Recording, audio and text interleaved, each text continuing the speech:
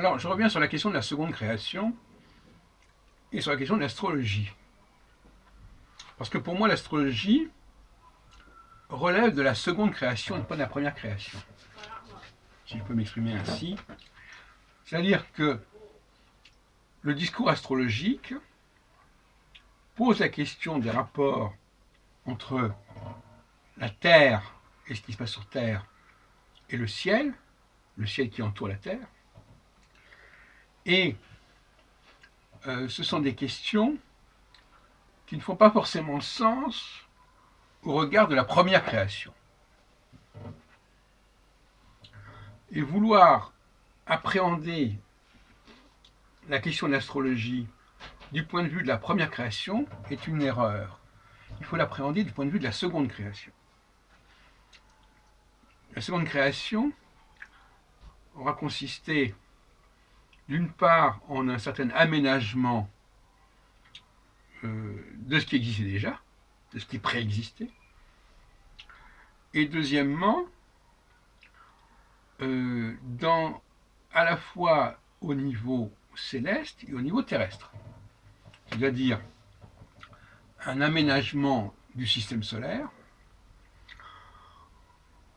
qui pose des problèmes de technologie bien sûr très très puissants, mais justement c'est un argument de la preuve de l'existence de Dieu, puisqu'on nous dit que Dieu existe parce que les hommes ne pouvaient pas faire ce qui existe. Donc ça veut bien dire qu'il faut quand même qu'il y ait une transcendance. En tout cas qu'il y ait une transcendance au niveau technologique. Donc il y a eu un aménagement de notre environnement, je ne dirais pas stellaire, mais en tout cas planétaire, parce que je ne pense pas que la seconde création ait maîtrisé la problématique générale de l'univers ou des galaxies, c'est pas son truc. Ça, c'est la première création.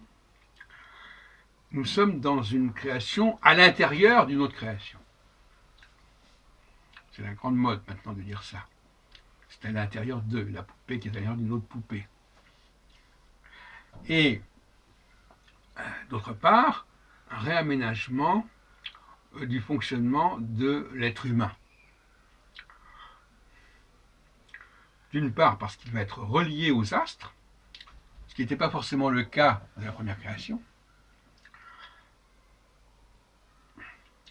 Et deuxièmement parce que il va développer une certaine capacité de connexion avec les astres, d'identification des astres, qui est tout à fait exceptionnelle. Parce qu'au moment de la naissance, ça veut dire aussi que l'homme capte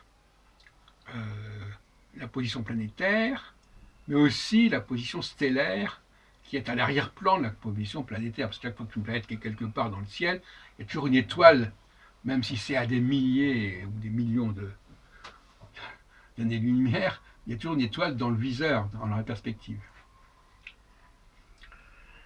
Et donc ça, c'est une capacité extraordinaire qui est propre à l'humanité de la seconde création, parce qu'il peut y avoir une humanité antérieure de la première création.